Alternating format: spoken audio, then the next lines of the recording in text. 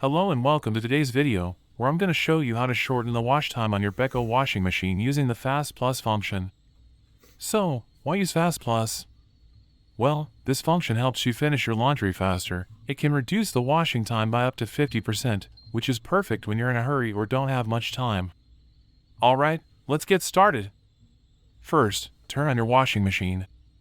Then choose a washing program that supports the Fast Plus function because not every program has it. Once you've selected the program, set up everything you need: the temperature, spin speed, and so on. Next, find the Fast Plus button on your machine.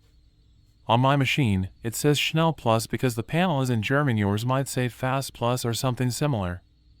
Now press the button once, and you'll see an icon or light appear on the display. If you press it a second time, it may shorten the wash time even more depending on the program. In total, it can cut the time by up to 50%. Once it's set, just press start and let your Beko washing machine do the rest. And that's it. Thanks for watching. Don't forget to like this video and subscribe for more helpful tips.